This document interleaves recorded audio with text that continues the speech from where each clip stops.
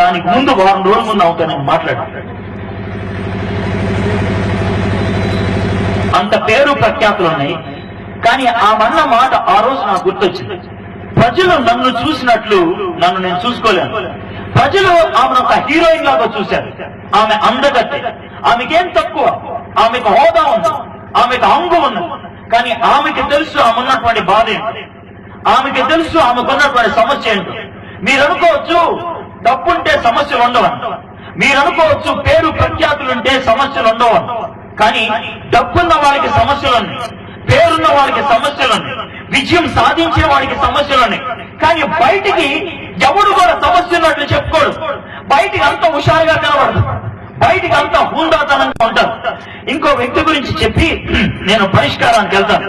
ఈ సమస్య ఈనాటిది కాదు, చాలా పురాతనమైంది అని అనడానికి ఇదే నిదర్శనం. భారతీయ గ్రంథాల్లో చాలా పేరు ప్రఖ్యాతులు గడించినటువంటి గ్రంథం భగవద్గీత. భగవద్గీత 8-18 అధ్యాయాలు, 720 శ్లోకాలు. కేవలం ఇద్దరి మధ్యన జరిగినటువంటి సంభాషణ. అర్జునుడు రథం మీద కూర్చున్నాడు, శ్రీకృష్ణుడు రథాన్ని నడుపుతూ ఉంటాడు. వాళ్ళిద్దరి మధ్యన జరిగినటువంటి సంభాషణే అది భగవద్గీత. వాళ్ళిద్దరూ చాలా రకాలైనటువంటి ప్రశ్నల గురించి ఆలోచించారు. ఆ ప్రశ్నల్లో ఒకటి, అర్జునుడు అంటాడు, నేను యుద్ధం చేస్తా, నువ్వు చెప్పినట్లు నేను చేస్తా, కానీ నాకు ఒక సమస్య ఉంది, తీరుస్తావా అని అడిగాడు. ఏంటి నీ సమస్య అని అంటే 16వ అధ్యాయం భగవద్గీత 16వ శ్లోకంలో ఈ మాట ఉంటుంది. ఏమని తెలుసా? అనేక చిత్త విభ్రాంతో మోహజాల సమావృత ప్రసక్త కామ భోగేశ పతంతి నరకే అశుచౌ. అనేక విధాలైనటువంటి సుఖభోగాలు ఉన్నాయి, అనేక విధాలుగా ఈ లోకంలో ఆనందించడానికి అవకాశాలున్నాయి, సంతోషాన్ని సంపాదించుకోవడానికి అవకాశాలున్నాయి.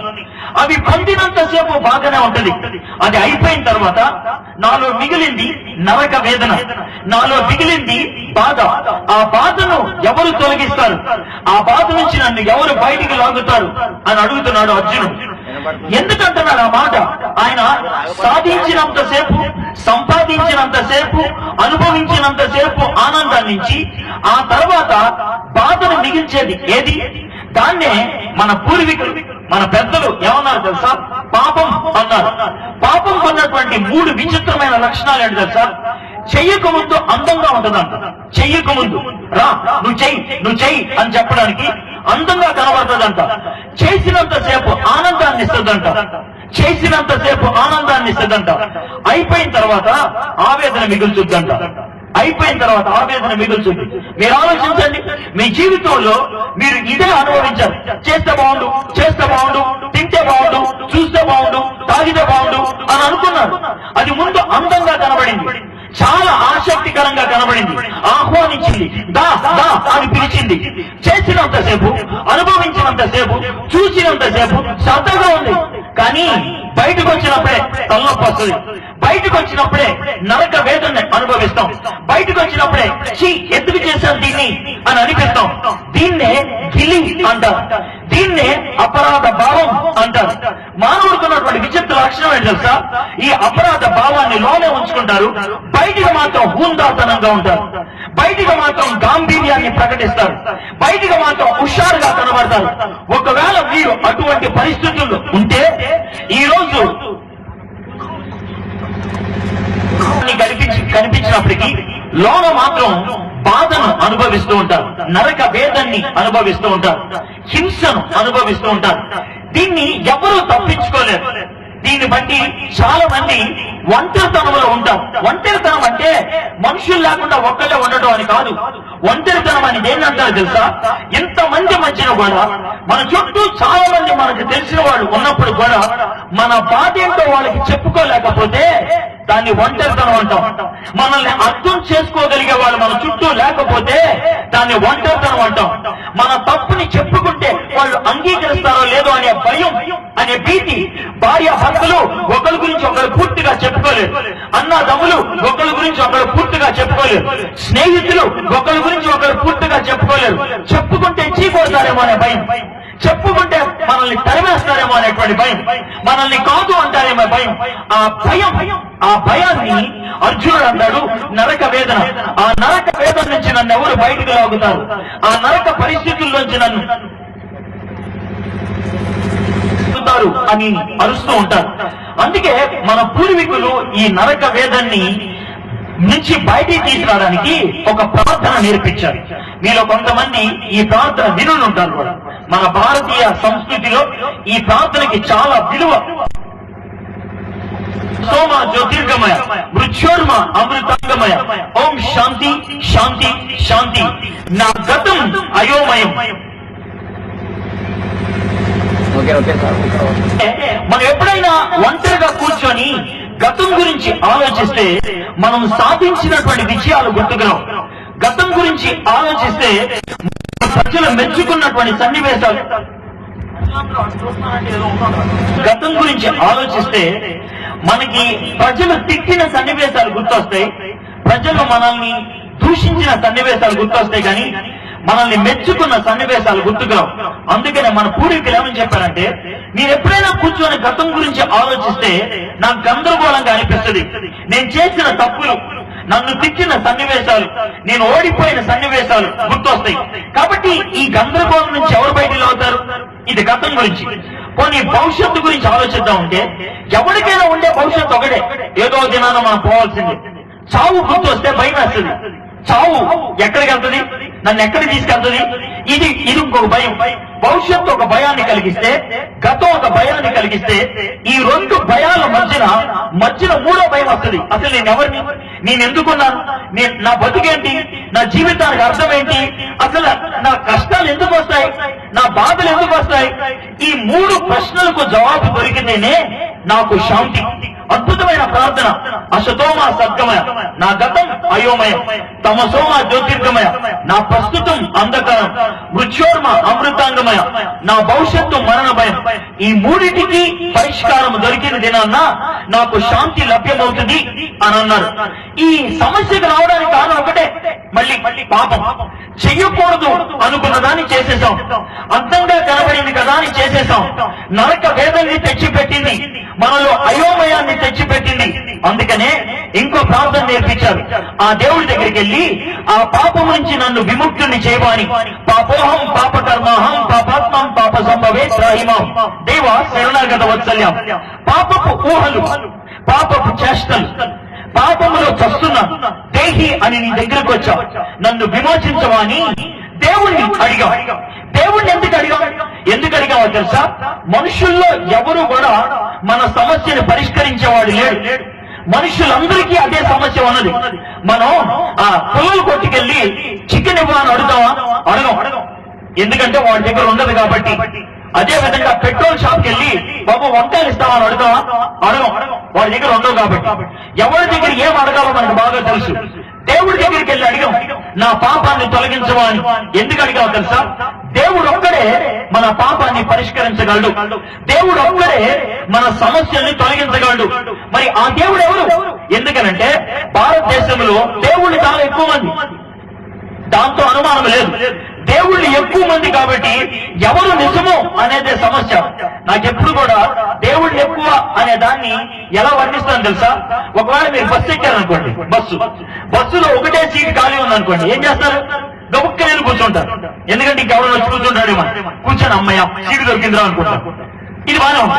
అయితే మీరు బస్సు ఎక్కారు, బస్సులో సీట్లన్నీ ఖాళీ ఉన్నాయి, గబుక్కని కూర్చుంటారా? కూర్చోరు. ఎక్కడ కూర్చొని బాగుంటుంది, ఇది బాగుంటుందా, ఇది బాగుంటుందా, ఇక్కడ కూర్చొని కూర్చోపు, అక్కడ కూర్చొని కూర్చోపు, ఇది బాగుంటుంది, ఇది ఎంత వస్తుందేమో, వాటి ఎంత రాదేమో అని ఎన్ని తిరుగుతారో. దేవుళ్ళు ఎక్కువైతే ఇదే బాధ. ఈ దేవుడు రైట్ ఏమో, ఆయన బాగుంటారు, ఇది బాగుంటారేమో, ఇది బాగుంటారేమో, ఏదో మాట్లాడు అర్థం కాదు, చుట్టూ పీక్కోవాల్సి వస్తుంది తర్వాత కదా.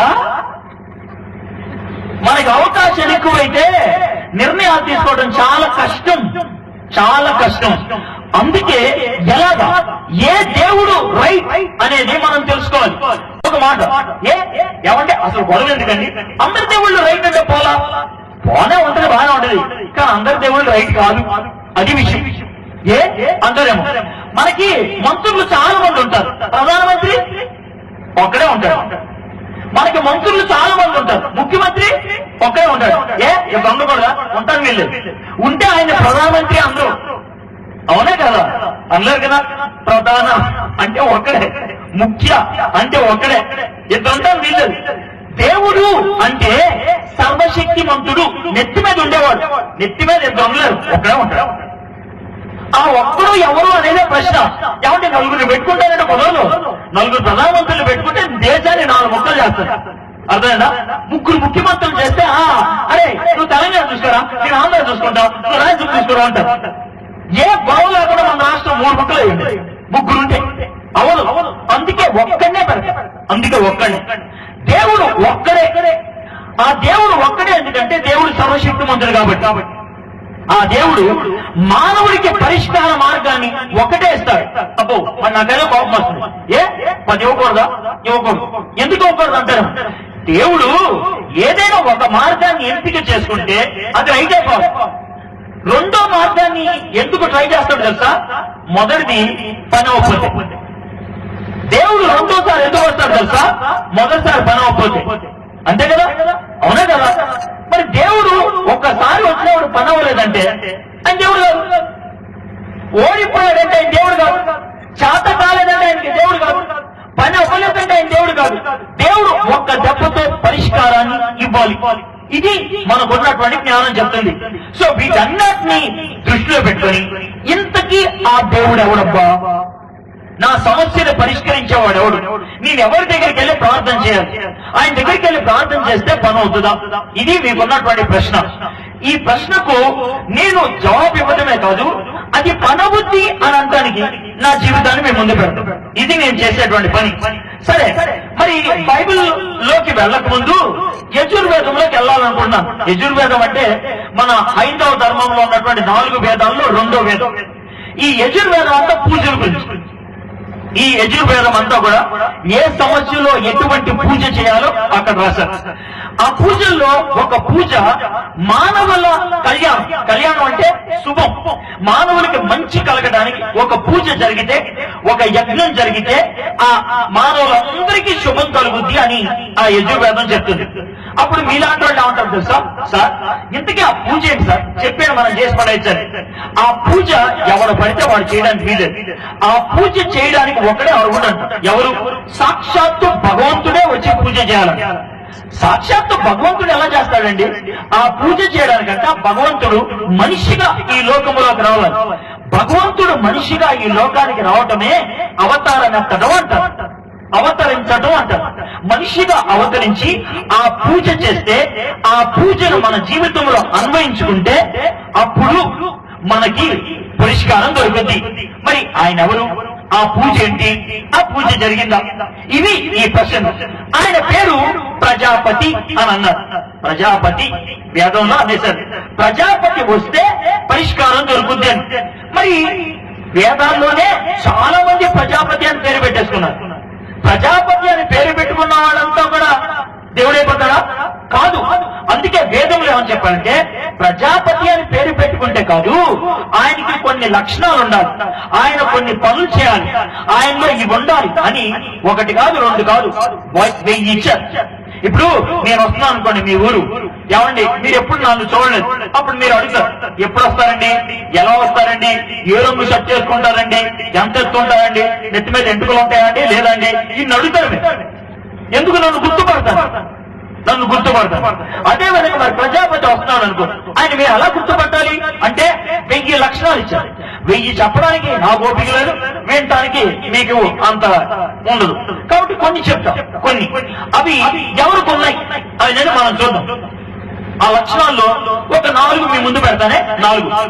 ఓం శ్రీ బ్రహ్మపుత్రాయ నమః, ఓం శ్రీ కన్యాసుతాయ నమః, ఓం శ్రీ దరిద్ర నారాయణ నమః, ఓం శ్రీ వృక్షశిలాయ నమః, ఓం శ్రీ పంచగాయ నమః, ఓం శ్రీ మృత్యుంజయ నమః, ఓం శ్రీ దక్షిణామూర్తి నమః.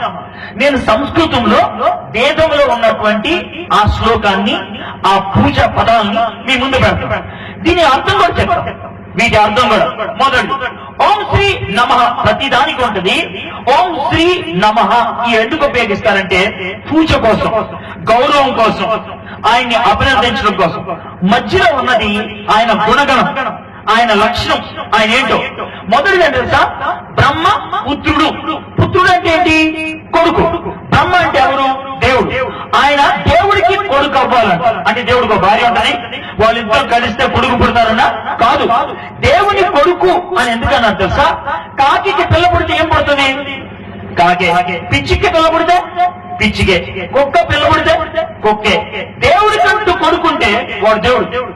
దేవుని దేవుడన్నా వేదాల్లో అర్థం ఒకటే.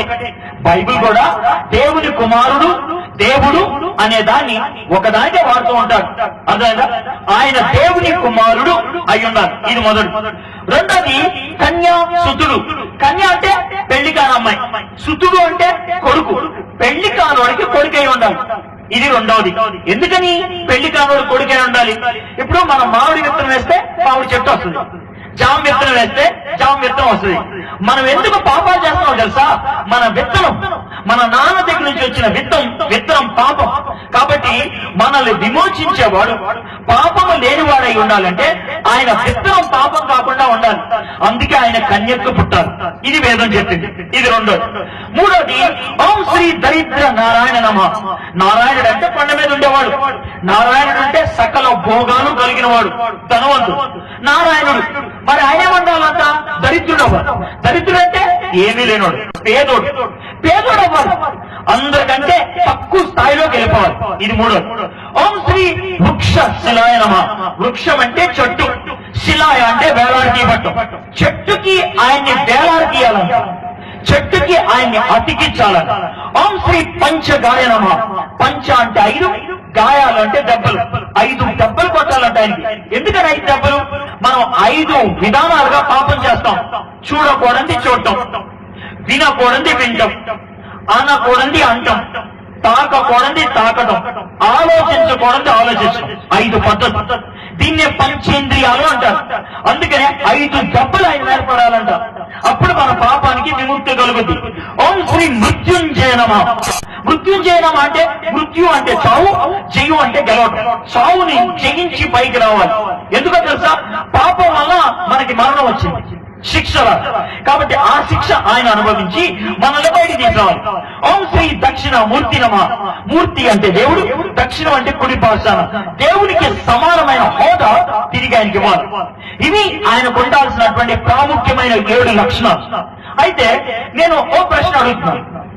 మీరు ఎవరినైతే పూజ చేస్తున్నారో, ఎవరినైతే దేవుడు అని కొనియాడుతున్నారో, మీరు ఎందుకు చేస్తున్నారని నేను అడగట్లా. ఆయన మంచోడా చెడ్డోడా నేను అడగట్లా. వేదం చెప్పింది ఈ 7 లక్షణాలు ఉంటేనే మీ రక్షకుడు అని.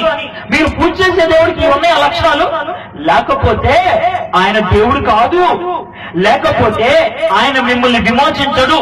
ఈ 7 లక్షణాలు ఉండాలి అని వేదం చెప్తుంది. నేను హైందవ ధర్మానికి వ్యతిరేకంగా చెప్తున్నానా? లేదు, నేను చెప్పట్లేదు. దాన్ని నమ్మండి అని చెప్తున్నాను నేను. దాన్ని గౌరవించండి అని చెప్తున్నాను నేను. దాన్ని కాలు తన్నొద్దు అని చెప్తున్నాను. మన వేదం చెప్పింది, మన ధర్మం చెప్పింది, మన ప్రజాపతికి ఉండాల్సిన లక్షణాలు ఇవి అని. మనం పూజ చేసేటువంటి దేవుడు, మనం నమ్ముకున్నటువంటి దేవుడు, మనం ఎవరికైతే బలియాగాలు అర్పిస్తున్నామో ఆ దేవుడికి ఈ లక్షణాలు ఉన్నాయా? లేకపోతే ఆయన కాదు, ఆయన కాదు. ఒకవేళ ఆయన ఎవరండి మీరు చెప్పండి అని అంటే, నేను నాకు ఉన్నటువంటి జ్ఞానాన్ని బట్టి ఈ 7 లక్షణాలు ఉన్నటువంటి వ్యక్తి నాకు ఒక్కడే కనబడ్డాడు. ఆయన ఒక్కడే అని ఎందుకు అంటున్నానేమో. ఒకటి, చరిత్రలో 7 లక్షణాలు కనబడింది ఆయన ఒక్కడికి, అందుకని ఆయన ఒక్కడే అన్నా. రెండోది, ఆయన మాటల్లో ఏమన్నాడు తెలుసా? నీ ఒక్కడే అన్నాడు. ఆయన మాటల్లో అన్నాడు, నేనొక్కడే అన్నాడు. ఇంకెవడు లేడు, నేను తప్పించి ఇంకొకడు లేడు అని అన్నాడు. అంత గట్టిగా ఆయన చెప్పాడు. కాబట్టి ఆయన దేవుడైతే, ఆయన అబద్ధాలు ఆడని వాడైతే, దేవుడు సర్వశక్తిమంతుడైతే, మానవ సమస్యకు ఒకటే పరిష్కారం ఇచ్చేవాడైతే ఆయన ఒక్కడే. ఆ ఒక్కడు ఎవరు అంటారేమో. ఆ ఒక్కడు నాకు అర్థమైన దాంట్లో, నాకున్న అనుభవంలో యేసయ్య. ఆ యేసయ్య మానవ సమస్యకు పరిష్కారం ఇచ్చేటువంటి వాడు. ఈ మాట వినంగానే మీరు అనుకోవచ్చు, ఏమండి చాలా తెలివిగా తిప్పారండి అనవచ్చు. నేనేం తెలివిగా చెప్పలేదు. నేను ఎందుకు యేసయ్య అంటున్నాను చెప్తున్నానో మీరు ఒకసారి వినండి. అది మీకు సబబు అంతే కనుక అంగీకరించండి. వద్దు అనేది మీ ఇష్టం, నేనెవరిని చెప్పడానికి, మీ ఇష్టం. నీళ్లు మీకు ఇస్తా, మీకు ఇష్టమైతే తాగుతారు, లేకపోతే చేస్తారు, కానీ నేనేం చేయను. అన్నం మీకు పెడతా, మీకు ఇష్టమైతే తింటారు లేదా పోతారు, కానీ నేనేం చేస్తా. ఇది వెళ్తే రైట్ అంట, నా ఇష్టం ఇది పోతానంటావు, పో, నేను చేయడానికి చెప్పడం నా వంతు, చేయడం నీ వంతు. అర్థమైందా? నేనెవరిని బలవంతం పెట్టను, కానీ ప్రతి వాడిని బతులాడతా. నువ్వు మనిషివు కదా, తోటి మనిషివు కదా, నీ మీద నాకు ప్రేమ, నీ మీద నాకు జాలి, నువ్వు పోతావు అనేటువంటి బాధ, అందుకనే బతిమలాడతాను. నీకు ఆళ్ళు పట్టుకోమంటే పట్టుకుంటా, అంతకు మించి నేనేం చేయలేను. నీకు ఇష్టమైతే అంగీకరించు, లేకపోతే మాని. ఎవరిని బలవంతం పెట్టి వాడి మనసును మార్చడం, వాడి శరీరాన్ని మార్చవచ్చు, వాడి గుండు కొట్టించవచ్చు, కానీ వాడి గుండెలో ఉన్నదాన్ని మాత్రం మార్చడం. అది వాడే మార్చుకోవాలి. అర్థమైందా? కాబట్టి ఇదేదో మార్పిడి, మత మార్పిడి అని అంటే నీకేస్తా పిడి. మత మార్పిడి ఎవరు చేయలేడు, లాన్ నుంచి జరగాలి, బయట నుంచి ఏం జరగదు. ఆ మాత్రం ఇంకిత జ్ఞానం లేకపోతే రోజు మూసుకో బాస్. బలవంతంగా నేను గుండు కొట్టించగలను, కానీ గుండెలో ఉన్నదాన్ని మార్చలేను. అర్థమైందా? నీకు బలవంతంగా బొట్టు పెట్టగలను, కానీ లోన పూజ హృదయాన్ని నీకు కలిగించలేను. బలవంతంగా నేను ఏదో చోట తీసుకెళ్ళి ముంచొచ్చు, కానీ లోన్ ఉన్నటువంటి మనసును మాత్రం మార్చలేను. అసలుగా మారాల్సిన లోన్ నుంచి, బయట నుంచి కాదు. ఆ లోన్ నుంచి మారాలి అంటే నీకు నమ్మకం కుదరాలి, నీకు ఇష్టం కలగాలి. సరే మీరు ఆలోచించు, నేను ఆ వైపు మిమ్మల్ని నడిపించాలని ఇష్టపడతాను. ఈరోజు మనకున్నటువంటి టైంలో ఈ 7 లక్షణాల్లో ఒక 3 మాత్రం చూడాలని ఇష్టపడతాం. మిగిలిన నీకు చేత కదా అని అంటారేమన్నారు, వచ్చు, టైం లేదు కావాలా, అందుగా 3 మాత్రం మనం ఆలోచిద్దాం. ఆ లక్షణాలు యేసయ్యలో ఉన్నాయని నేను ఎందుకు నమ్ముతున్నాను అని అంటాను. మొదటిది, ఓం శ్రీ బ్రహ్మపుత్రాయ నమః. ఆయన బ్రహ్మపుత్రుడు అని వేదం చెప్పింది. బైబిల్లో యేసు ప్రభు పుట్టక ముందు గబ్రియేలు అనేటువంటి దూత మరియమ్మ దగ్గరికి వచ్చి, లూకా సువార్త 1వ అధ్యాయంలో మనం 35 నుంచి 39 దాకా ఉన్న భాగంలో చూస్తాం. ఏమనంటారు తెలుసా? గబ్రియేలు అంటాడు మరియమ్మతో, అమ్మ, నీకు పుట్టబోయేవాడు దేవుని కుమారుడు, నీకు పుట్టబోయేవాడు దేవుని కుమారుడు. యేసేని దేవదూతలు దేవుని కుమారుడు అని అన్నారు. యేసయ్య ఈ లోకంలో దెయ్యాలు పట్టిన వాళ్ళని ఎప్పుడైనా చూస్తే, ఉదాహరణకి మత్తయి సువార్త 8వ అధ్యాయం 30 నుంచి చివరి భాగంలో ఉంటుంది. దెయ్యాలు పట్టిన వాడు ఒకడు ఉంటాడు, గెరాసేను అనే ప్రాంతం. వాడు లేచి ఉంటాడు తెలుసా, దేవుని కుమారుడా, మాతో నీకేం పని అని అంటాడు. అంటే దెయ్యాలు ఆయన్ని దేవుని కుమారుడుగా గుర్తించారు. యేసు ప్రభువారు శిలువ మీద చనిపోయినప్పుడు ఆయన్ని చంపినటువంటి శతాధిపతి నెత్తి మీద ఉన్న టోపీ పక్కకు పెట్టి చూసి, ఈయన నిజంగా దేవుని కుమారుడే అని అన్నాడు. ఎందుకో తెలుసా? యేసయ్య చనిపోయినప్పుడు మిట్ట మధ్యాహ్నం చీకటి కమ్ముకుంది, దాన్ని తట్టుకోలేక అన్నాడు, ఈయన నిజంగా దేవుని కుమారుడు. దేవదూతలు ఆయన్ని దేవుని కుమారుడిగా చూశారు, దెయ్యాలు ఆయన దేవుని కుమారుడు అని గుర్తించారు. మనుషులు దగ్గర నుంచి గమనించిన వాళ్ళు ఆయన్ని దేవుని కుమారుడు అని అన్నారు. స్వామి వివేకానంద హైందవ ధర్మంలో చాలా పేరు ప్రఖ్యాతులు గడించినటువంటి ఆయన యేసు ప్రభు గురించి మాట్లాడుతూ ఏమంటారు తెలుసా? ఈశాన్య సనాతన మతానికి చెందినటువంటి నేను ఈ లోకంలో నీతిమంతుడు యథార్థవంతుడు ఎవరైనా ఉన్నారా అని నన్ను అడిగితే ఒక్కడే ఉన్నాడు అంటాను, అది నజరేతుకి చెందినటువంటి యేసయ్య అని అన్నాడు స్వామి వివేకానంద. అంతటితో ఆగిపోయాం. అంత నీతిమంతుడైనటువంటి వాడు నాకు దేవునితో సమానం అని అన్నారు. నాకు దేవునితో సమానం. మనుషులు ఆయన్ని దేవుడు అని అన్నారు, దేవదూతలు ఆయన్ని దేవునిగా చూశారు. సరే, వాళ్ళందరూ చెప్పారండి, ఎంతకీ యేసయ్య చెప్పుకున్నారా? చెప్పుకున్నారు. నేను దేవుని కుమారుణ్ణి అని అంటే యోహాను సువార్త 10వ అధ్యాయం 32, 33 వచనాల్లో యూదా ధర్మానికి చెందినటువంటి మత బోధకులు రాళ్లు తీసుకొని ఈయన కొట్టబోయారు. యేసయ్య అడుగుతాడు, ఎందుకయ్యా మీరు రాళ్లు తీసుకున్నారు? నేనేమన్నాను కనుక మీకు కోపం వచ్చిందంటే, యేసయ్య ఈ వాళ్ళు ఏమన్నా తెలుసా, నువ్వు మనిషివై ఉండి దేవుడితో సమానంగా చేసుకున్నావు, నువ్వు మనిషివై ఉండి దేవుడితో సమానంగా చేసుకున్నావు. నేను దేవుణ్ణి అని చెప్పుకున్నాడు. నేను దేవుణ్ణి అని చెప్పుకోవటం కాదు, దేవుడు చేసే పనులు ఆయన చేశాడు.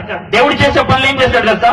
ఒకటి, ఆయన దగ్గరికి ఎవరిని వస్తే పాపాలు క్షమించాడు. పాపాలు క్షమించే అధికారం దేవుడికి ఒక్కడికే ఉంది.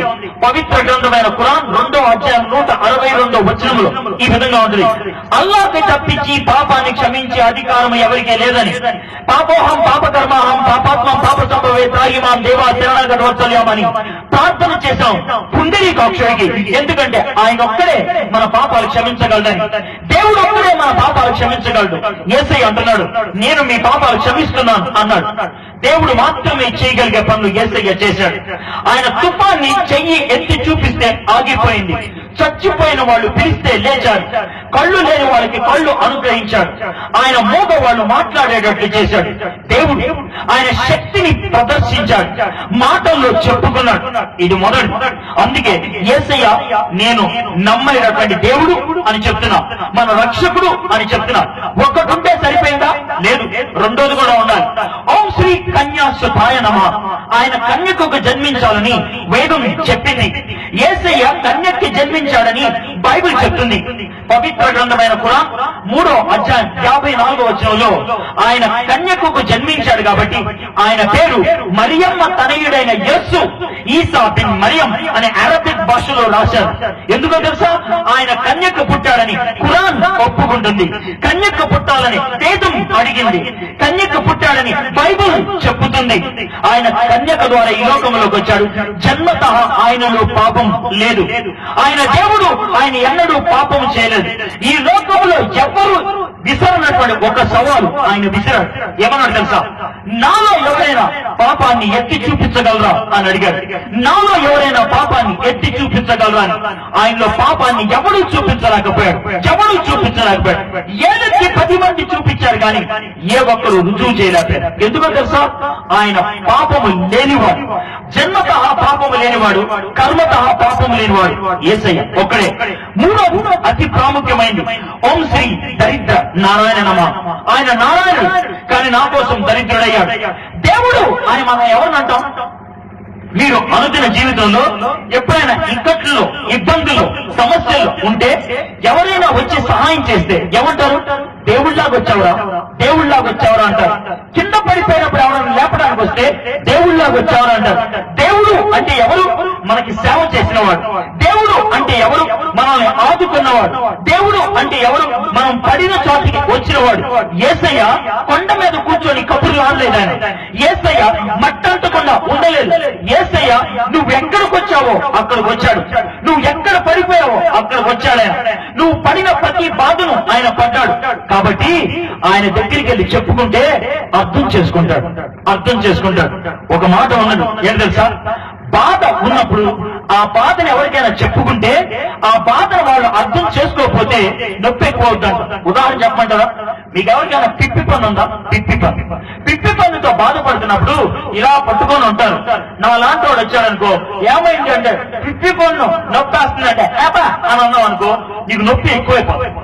ఎందుకు తెలుసా? వీడికి నా బాధ అర్థం కావట్లేదే. అలాంటప్పుడు నొప్పి పిప్పి పన్ను అంటే అవునా నాకు 2 ఉన్నాయి అని అంటే నీకు ఎంత ఆనందం వస్తుందో. మనం అర్థం చేసుకున్నాడు ఒకడు ఉన్నాడు. యేసయ్య ఆ టైప్ ఏంటి తెలుసా? నువ్వు ఆయన దగ్గరికి వెళ్ళి యేసయ్య నా బాధ ఇది అని అంటే అవునా నేను నిన్ను అర్థం చేసుకుంటా. ఎందుకు తెలుసా? నాకు కూడా అలాంటి బాధ ఉంది అని అంటాడు. కొన్ని చెప్తాం మన బాధలు ఆయనకున్నాయి. ఏంటో ఒకటి, మనల్ని ఆటో రిక్షా వాడు, కండక్టర్, లేకపోతే ఇంకెవరో పోలీసోడు, లేకపోతే ఇంకెవరో పరాయోడు మోసం చేశాడు అనుకో, వాడిని తిట్టుకోవడం వదిలేస్తాం, మర్చిపోతాం కూడా. కానీ మన ఇంట్లో వాడు మనం మోసం చేశాడు అనుకో, ఎవరికి చెప్పుకుంటాం? ఎవరికి చెప్పాలి? భయం, సిగ్గేసి తల ఉంచుకొని ఉంటాం, ఏడుపు వస్తుంది.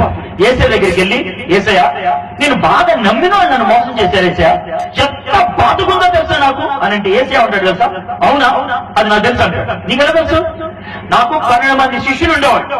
అందులో ఒకడు అంటే నేను నమ్మినవాడు, నా శిష్యుల్లో ఒకడు నన్ను రోజు రాత్రి వచ్చి ముద్దు పెట్టి నన్ను నమ్మేశాడు తెలుసా? ఎవరో పరాయవాడు కదా నన్ను నమ్మింది, నేను నమ్మినవాడు, నా శిష్యుడు. కాబట్టి ఆ బాధ ఎలా ఉంటుందో నాకు తెలుసు. సరే అది వదిలే. యేసయ్య తప్పు చేసినప్పుడు ఎవరైనా తిట్టాడు అనుకో, సిగ్గుతో తలంచుకుంటాం. ఏ తప్పు చేయకుండా ఎవరైనా తిట్టాడు అనుకో, పెద్ద అవకాశం తెలుసా? నా పరిస్థితి అది. నేను తప్పు చేయరా కానీ ప్రతి వాడు నన్ను తిడుతున్నాడు అని అంటే యేసయ్య ఉంటాడు తెలుసా? అది కూడా నాకు తెలుసా? నీకెలా తెలుసా? నేను ఏ తప్పు చేయలా. పిలాతు పక్కన నిలబడితే ఒకరి తర్వాత ఒకరించి ఏలొచ్చి చూపించాడు. నేను తలంచుకోనున్నా. నాకు తెలుసు ఆ బాధ ఎలా ఉంటుంది. యేసయ్య, మా ఇంట్లో మా తాతయ్య చనిపోయాడు, మా అమ్మమ్మ చచ్చిపోయింది, మా మామ చనిపోయాడు, నాకు ఎంత ఏడిపోతుందో తెలుసా? అవునా, అది కూడా నాకు తెలుసు అంటాడు. నీకెలా తెలుసు? నాకు ఒక స్నేహితుడు ఉండేవాడు, లాజరు. అతను చచ్చిపోయినప్పుడు నేను కూడా ఏడ్చాను. చావు ఎలాంటి దుఃఖాన్ని కలిగిస్తుందో నాకు కూడా తెలుసు. నువ్వు పడిన ప్రతి బాధను నేను పడ్డాను, నువ్వు ఎదుర్కొన్న ప్రతి సమస్యను నేను ఎదుర్కొన్నాను, నువ్వు ఎదుర్కొనేటువంటి ప్రతి సమస్యను ఎదుర్కొన్నాను. కాబట్టి నువ్వు నా దగ్గరకు వచ్చి చెప్పుకుంటే నేను అర్థం చేసుకుంటాను. బైబిల్లో హెబ్రీయులకు రాసిన పత్రిక 4వ అధ్యాయం 15వ వచనంలో ఈ విధంగా ఉంటుంది. మన యాజకుడు అంటే మన పూజారి మన వంటి వాడే కాబట్టి ఆయన దగ్గరికి వెళ్ళి మనం చెప్పుకుంటే మన బాధను ఆయన అర్థం చేసుకుంటాడు. అయితే ఆయనకి మనకు ఒక తేడా ఉంది. ఏంటో తెలుసా తేడా? ఈ బాధలన్నిటిలో మనం చాలా సార్లు పాపం చేశాం, కానీ ఆయన పాపం చేయలేదు. ఆయన పాపం చేయలేదు. 4 చివరి ఇది చెప్పి ముగిస్తాం. 3 లక్షణాలు యేసయ్యలో సెట్ అయిపోయింది. 1 ఆయన దేవుని కుమారుడు, 2 ఆయన కన్యక పుట్టాడు, 3 ఆయన కొండ మీద కూర్చోలేదు, మనల్ని అర్థం చేసుకోవడానికి మన స్థితిగతుల్లో వచ్చాడు. 4 ఇంతకీ ఆయన రక్షకుడు ఎలా అయ్యాడు అని అంటే ఓం శ్రీ వృక్ష శిలాయ నమః. ఆయన్ని వృక్షానికి వేలాడి తీయాలంట. వృక్షానికి వేలాడి తీయటం అంటే బైబిల్ చెప్తుంది. ద్వితీయోపదేశకాండం 22వ అధ్యాయంలో ఈ మాట ఉంటుంది. చెట్టుకు వేలాడి తీయబడిన వాడు శాపగ్రస్తుడు అని. యేసయ్య జన్మతః పాపం లేనివాడు, పనుల్లో పాపం చేయలేదు. మరి ఎందుకు శాపగ్రస్తుడయ్యాడు అనంటే మనం చేసిన పాపాన్ని ఆయన మీద వేసుకున్నాడు, మనం చేసిన దోషాన్ని ఆయన మీద వేసుకున్నాడు, మన తప్పుని ఆయన మీద వేసుకున్నాడు. అలా వేసుకోవచ్చా? వేదం చెప్తుంది వేసుకోవాలి అని. వేదములో ఒక శ్లోకం అన్నది, బృహలాద్ ఉపనిషత్తులో ఉంటుంది. ఆ శ్లోకం ఏమన్నాడు తెలుసా? సర్వ పాప పరిహారో రక్త ప్రోక్షం ఆవశ్యకం తద్రక్తం పరమాత్మనే పుణ్యదాన బలియాగం. సర్వ పాప పరిహారం. సర్వ పాప పరిహారం అంటే అందరి పాపములు పరిహరించబడాలంటే రక్త ప్రోక్షం ఆవశ్యకం. రక్తం ప్రోక్షించడం అంటే చిందించడం, ఆవశ్యకం అంటే అవసరము. అయితే 2వ లైన్ తద్రక్తం పరమాత్మని. ఆ రక్తం ఎవరిది? మేకలదా, గొర్రెలదా, కోళ్ళదా? కాదు. తద్రక్తం పరమాత్మని. ఆ రక్తం పరమాత్మని. ఆయన పరమాత్ముడు అంటే రుజువేంటి? పుణ్య దాన బలియాగం. పుణ్యం అంటే పవిత్రం, దానం అంటే ఉచితంగా ఇచ్చింది, బలియాగం అంటే ఇష్టపూరితంగా అనుగ్రహించింది. ఈ లక్షణాలు ఉంటేనే ఆ రక్తాన్ని బట్టి మనకి విమోచన కలుగుతుంది. యేసయ్య మన కోసం పుణ్య రక్తాన్ని ఇష్టపూరితంగా కార్చి మనకి ఉచితంగా ఈ రోజు అనుగ్రహిస్తున్నాడు. మనకి బదులుగా ఆయన చనిపోయాడు, మనకి బదులుగా ఆయన శిక్షను అనుభవించాడు. నా జీవితంలో చిన్న సంఘటన జరిగింది. అది నాకు ఈ సత్యాన్ని బాగా అర్థమయ్యేటట్టు చేసింది. మా పెద్ద పాప పేరు షారన్. ఇప్పుడు అది కాలేజీలో చదువుకుంటుంది. అయితే చాలా చిన్న పిల్లగా ఉన్నప్పుడు అంటే 2 సంవత్సరాలప్పుడు మా ఇంటి పక్కన వాళ్ళు కొత్త టేప్ రికార్డర్ కొనుక్కున్నారు. వాళ్ళు క్యాసెట్ పెట్టి పాటలు పాడిస్తూ ఉంటే మా పాప చుట్టూ తిరిగి డాన్స్ చేస్తా ఉండేది. చిన్నది బాగుండేది, అందరూ ఎంజాయ్ చేసేవాళ్ళు. అయితే ఆ రోజు కొనుక్కొచ్చారు. 2-3 సార్లు డాన్స్ చేసిన తర్వాత దానికి ఈ పాట ఎలా వస్తుందో అర్థం కాక దాన్ని ఇలా పట్టుకుందాం అనుకుంటే పాపం ఏళ్ళు పట్టుకోలేపని టేప్ రికార్డు బల్ల మీద నుంచి కింద పడిపోయి గిరిపోయి. కొత్త టేప్ రికార్డు 10ంటికి కొనుక్కొచ్చారు, 11ంటికి గిరిపోయి. మా వాళ్ళకి పెద్ద వాపు వచ్చింది, భయంకరంగా అరవడం మొదలు పెట్టాడు. కొత్త దాన్ని కొనుక్కొచ్చాను, ఎవరిస్తాడు అది ఇది అని తెలుస్తున్నాడు నా కూతురు. నా కూతురేమో లబో దిబో ఏడుస్తుంది. పక్కింట్లో ఉండి పరిగెట్టుకుంటే వెళ్ళాను. నా కూతురు ఏడుస్తుంటే కౌగిలించుకున్నాను. అమ్మ ఊరుకో అన్నాను. అది ఏడుస్తూ ఆపుతా. సార్ ఆగండి సార్ అంటే ఆయన ఆగుతాడా? కొత్త టేపే కాదు. ఏం చేయాలి ఈ వేడు? ఆయన అడుగు ఏం చేయాలి అర్థంగా చూస్తా ఉన్నా మొక్కలు. ఏం చేస్తా ఉన్నా? ఆగండి అన్న. ఈ ముక్కలు ఇలా చూస్తా ఉంటే ఒక మొక్క మీద కొన్ని అక్షరాలు కనబడ్డాయి. BPL 1080 అనే అక్షరాలు కనబడ్డాయి. ఆ ముక్క పట్టుకొని మార్కెట్ లోకి వెళ్ళి సార్ ఇలాంటి టేప్ రికార్డు దొరుకుతుందా అంటే ఉంటుందండి, 1800 రూపాయలు అన్నాడు. జోబు నుంచి 1800 తీసిచ్చి కొత్త టేప్ రికార్డులు కొనుక్కొచ్చాను. తీసుకొచ్చి బల్ల మీద పెట్టాను. ఇరిగిపోయిన టేప్ రికార్డులో క్యాసెట్ తీసి దీంట్లో పెట్టి నొక్కాను. నొక్కితే పాటలు రావడం మొదలుపెట్టింది. నా కూతురు ఆ పాట విని కళ్ళు తుడుచుకొని పరిగెత్తుకుంటా నా దగ్గరకు వచ్చి కౌగిలించుకుని 2 సంవత్సరాల పాప, దానికి పెద్దగా మాటలు రావు, కానీ దాని ముఖంలో నాకు ఒకటే అర్థమైంది, డాడీ ఈ టేప్ రికార్డర్ ఎరగొట్టింది నేనే, ఈ తప్పు చేసింది నేనే, దీన్ని నేను తిరిగి ఇవ్వలేను, నా వల్ల కానిటువంటి పని, కానీ నువ్వు నన్ను ప్రేమించి నాకు బదులుగా వెల చెల్లించావు, నాకు బదులుగా దీన్ని తిరిగిచ్చావు, అది నా కూతురు అనేటువంటి ఆలోచన నాకు ఆ రోజు అర్థమైంది. యేసయ్య నీ కోసం నా కోసం ఏం చేశాడు? నువ్వు నేను పాపం చేశాం, పాపానికి చావాలి, మనం పాపానికి శిక్షను అనుభవించాలి, పాపానికి ఎరగ తన్నులు తినాలి, కానీ యేసయ్య నేను నిన్ను ప్రేమిస్తున్నాను, నువ్వు ఆ శిక్షను అనుభవించడం నాకు ఇష్టం లేదు, నీకు బదులుగా నేను శిక్షను అనుభవిస్తాను, నీకు బదులుగా నేను వెల చెల్లిస్తాను అని అన్నాడు. యేసయ్యని కొరడతో కొట్టారు భయంకరంగా. ఆ కొరడ 1.5 మీటర్ పొడవు ఉంటుంది. మనకి తెలుసు, మనం ఆవుల్ని కొడటానికి హంట తయారు చేస్తాం, కానీ ఆ హంటను చివరి చీలుస్తారు, చీల్చిన దానికి చివర ఎముకలు, ముళ్ళు, గాజు పెంకులు కడతారు, కట్టి శరీరం మీద కొట్టి ఇలా లాగితే చర్మాన్ని చీల్చుకుంటూ వస్తుంది. యేసయ్యని 39 సార్లు ఆ విధంగా కొట్టారు. వెనకున్నటువంటి చర్మం రిబ్బన్ లాగా, తాడులాగా ఏలాడుతూ ఉన్నది. భయంకరంగా హింసించారు, కానీ ఆయన నోరు తెరవలేదు. రాజుగారు వేసే కోటు వేసి చేతుల్లో అంజూరపు మట్టను పెట్టి నెత్తి మీద 1 అంగుళం పొడవు ఉండేటువంటి కొమ్మ తీసుకొచ్చి దాన్ని ఒక కిరీటం లాగా తయారు చేసి నెత్తి మీద గుచ్చారు. అంటే వారికి మేకు కొట్టినట్లు ఈ ముళ్ళు లోన దిగేటట్లు చేశారు. ఆ విధంగా దిగిన తర్వాత ఆయన రక్తం కారుతూ ఉంటే మొహం మీద చెయ్యి అడ్డు పెట్టి ఉమ్మేసి ఏడ్పించారు. కానీ వీటన్నిటిలో ఆయన మౌనంగా ఉన్నారు. ఎందుకు మౌనంగా ఉన్నారు? ఎందుకు ఆయన ఆ విధంగా తన్నులు తిన్నాడు అని అంటే ఒకే ఒక మాట చెప్పగలను. నా కూతురు కోసం 1800 నేను ఎందుకు ఖర్చు పెట్టాల్సి వచ్చిందంటే నా కూతుర్ని ప్రేమిస్తున్నాను కాబట్టి. నా కూతుర్ని ప్రేమిస్తున్నా, అది చేసిన తప్పుకి అది ఏడవడం నాకు ఇష్టం లేదు. నా ఓనర్ నాకు ఇది కావాలి అని అడుగుతున్నాడు, అది నిజమే, వారికి ఇవ్వాలి, అందుకే వెల చెల్లించడానికి ఇష్టపడుతున్నాను. మా ఓనర్ న్యాయం కావాలంటాడు, నా కూతురు ప్రేమ కావాలంటుంది. ప్రేమ న్యాయం 2 కూడా సరిపోవాలంటే వెలను ఎవరో ఒకరు చెల్లించాలి. అందుకే యేసయ్య తన్నులు తిన్నాడు, నాకు బదులుగా నీకు బదులుగా శిక్షను అనుభవించాడు. శిలువ మీద ఆయన చనిపోయాడు, రక్తాన్ని కార్చి చనిపోయాడు. 3వ దినాన్న ఆయన తిరిగి లేచాడు. ఆయన సజీవుడిగా ఉంటున్నాడు. మరణం ఆయన్ని ఆపలేకపోయింది. మృత్యుంజయుడు ఆయన మరణంపై విజయాన్ని సాధించాడు. ఆయన చనిపోయింది నువ్వు నేను చేసిన పాపానికి ప్రాయశ్చిత్తంగా శిక్షను అనుభవించి రక్తాన్ని కార్చాడు. ఆయన దేవుడు కాబట్టి 3వ దినాన్ని తిరిగి లేచాడు. ఈ దినాన్న ఆయన ఒకే ఒక ఆహ్వానిస్తున్నాడు, మీలో ఎవరైనా పాపులు అని అనుకుంటే, నేను పాపిని, నాకు అపరాధ భావం ఉన్నది, ఈ పరిస్థితి నుంచి నన్ను ఎవరు బయటకు లాగుతారు అని అనుకుంటున్నట్లయితే నా దగ్గరికి రండి, నేను మీకు విశ్రాంతినిస్తాను అని అంటున్నాడు. నా జీవితంలో అలాంటి పరిస్థితి ఉన్నది. అది చెప్పి నేను ముగిస్తాను. నేను మంచి క్రైస్తవ కుటుంబంలో పుట్టాను. అంటే మా అమ్మ మా నాన్నగారు బాగా ప్రార్థన చేసేవాడు. 10వ క్లాస్ దాకా నన్ను చాలా భక్తిగా పెంచారు. కానీ కాలేజీలోకి వెళ్ళిన తర్వాత జీవితాన్ని ఆనందించాలనుకున్నాను. తాగుడు అలవాటు చేసుకున్నాను, మత్తు మందులు అలవాటు చేసుకున్నాను, డబ్బుల కోసం దొంగతనం చేయడం మొదలు పెట్టాను, చెడు తిరుగుళ్ళు తిరగడం మొదలు పెట్టాను, క్లబ్ డాన్స్ వేయడం మొదలు పెట్టాను డబ్బుల కోసం. ఇది నా పరిస్థితి.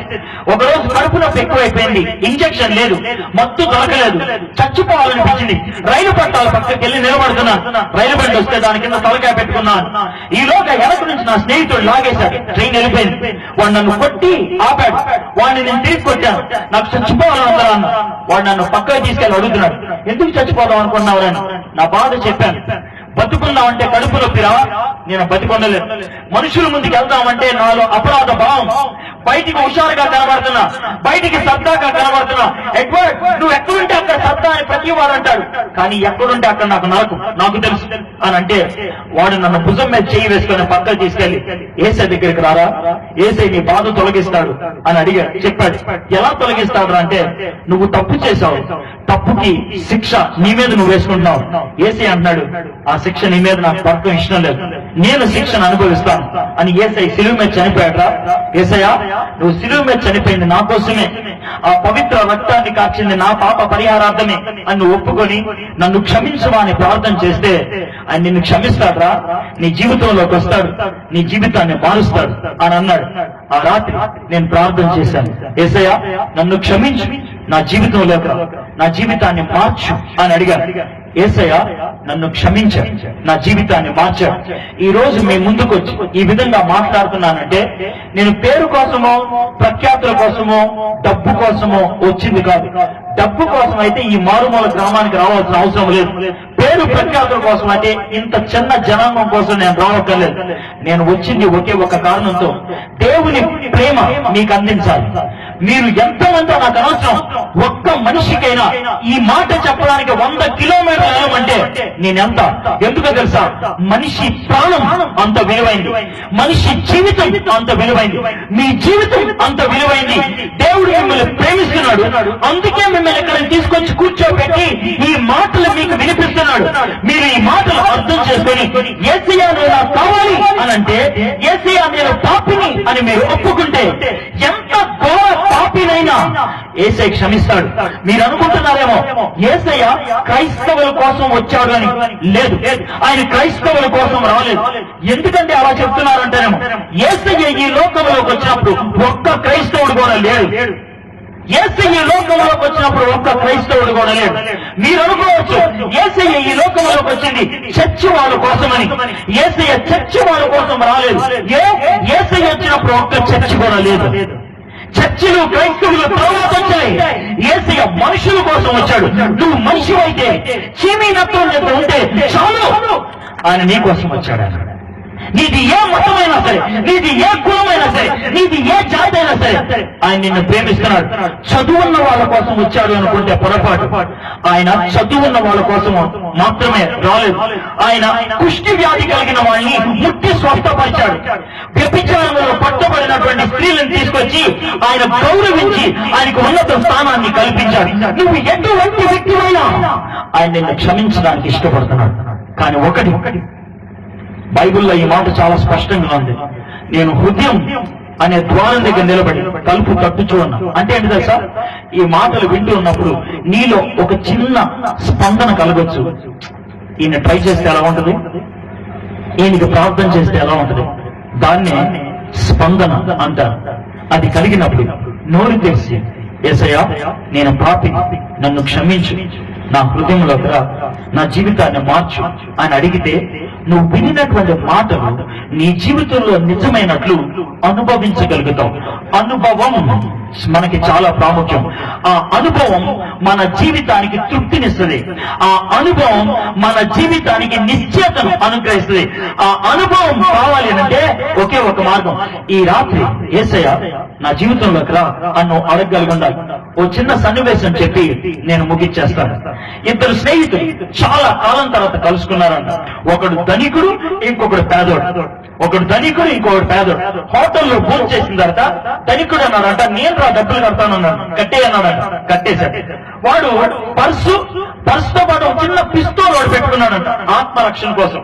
రెండు కలిపి ఆ పట్టుకుంటుంటే ఈ ఏలు పొరపాటున పిస్తోల్కి బట్టలకి తగిలిందంట. అంతే, గుండె వచ్చి ఎదుటివాడి సూటుగా గుచ్చుకుంది.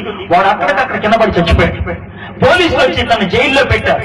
2 రోజులు తన కోర్టులో తీసుకొచ్చారు. ఈయనేం మాట్లాడకపోతే తీర్పు ఇచ్చేశారు. ఏమో తెలుసా, వీడు స్నేహితుడిని చంపాడు, వీడిని ఉరికంబం మీద చంపేయాలి అని 4 రోజులు టైం ఇచ్చారు. ఈ 4 రోజులు కూడా స్నేహితులు జడ్జి దగ్గరికి వెళ్ళి చెప్తున్నారంట, సార్ వాడు చంపాలని చంపలేదు సార్, పొరపాటున జరిగింది, వాడికి ప్రాణభిక్ష పెట్టండి అని అంటే జడ్జి గారు ఉన్నారంట. నోరు తెరవకపోతే నేనేం చేయలేను అన్నారంట. అని ఇక రేపాన్ని ఉరితీస్తారు. ఏం చేయమంటారంటే జడ్జి గారు మీరే ఏదో చేయండి అంటే ఒకే ఒక మార్గం ఉందయా, ఏం తెలుసా, ప్రాణభిక్ష అని ఒక ఉత్తరం ఉంటుంది. ఆ ఉత్తరం మీద అతను సంతకం పెడితే నన్ను క్షమించండి నేను తప్పు చేశాను అనే సంతకం పెడితే వాడిని బయటికి తీసుకురావచ్చు. సరే ఆ ఉత్తరాన్ని నేనే రాస్తా, వాడు సంతకం పెడితే చాలు వాడిని తీసుకొని వెళ్తా అని ఉత్తరాన్ని పట్టుకొని వెళ్ళాడు అంటే జడ్జి జైలు దగ్గరికి. వీడు అటు తిరిగి ఉన్నాడు, బాబు నిన్ను బయటికి తీసుకురావడానికి శుభవార్తలు తెచ్చాను అని అంటే, బాబా నాకేమవుతావు నీ మాటలు, నాకేమవుతలేదు శుభవార్తలు అని నా దగ్గరకు వచ్చిన క్షమాపణని చీకొట్టినందుకు, నా దగ్గరకు వచ్చిన క్షమాపణని చీకొట్టినందుకు. మనందరం తప్పు చేసిన వాళ్ళనే. ఇక్కడ ఎవరు కూడా నీతిమంతులు కాదు, అది మనకి తెలిసిందే. వాడు వీడు అని అనుకోక్కర్లేదు. ఎవడి దోషం ఏంటో మనకి తెలుసు, మన బతికేంటో మనకి తెలుసు. మనందరం నటించే వాళ్ళమే. ఏదో ఒక రోజు వాస్తవతను ఎదుర్కోవాల్సిందే. మరణం అనే వాస్తవత రాకముందే యేసయ్య ఏమంటున్నాడు తెలుసా, నువ్వు కనుక నీ తప్పుని ఒప్పుకుంటే నేను నిన్ను క్షమిస్తాను, నేను నిన్ను పవిత్రునిగా చేస్తాను, నీకు ఒక నూతన జీవితాన్ని అనుగ్రహిస్తాను, జీవిత పరమార్థాన్ని అనుగ్రహిస్తాను. అశుతోమా సద్గమయ, నా గతం అయోమయం. యేసయ్య అంటున్నాడు, నా దగ్గరకు వస్తే సత్యములోకి నడిపిస్తా. తమసోమా జ్యోతిర్గమయ, నా బ్రతుకు అంధకారం. యేసయ్య అంటున్నాడు, నేను వెలుగుని నా చేతిలో చేయి పెట్టు, నేను నిన్ను నడిపిస్తా. నా భవిష్యత్తు మరణ భయం, మృత్యోర్మ అమృతాంగమయ. యేసయ్య అంటున్నాడు, నేనే పునరుత్థానాన్ని జీవాన్ని, నా యందు విశ్వాసం ఉంచేవాడు మరణములో నుంచి జీవములోనికి దాటి ఉన్నాడు. యోహాను సువార్త 5:24 అద్భుతమైనటువంటి జవాబు నీ ప్రార్థనకి యేసయ్య అనుగ్రహించాడు. కాబట్టి గుండె మీద చెయ్యేసుకొని చెప్పగలను. వేదాలు చెప్తున్నాయి, బైబిల్ చెప్తుంది, ఖురాన్ అంగీకరించింది. నా జీవితం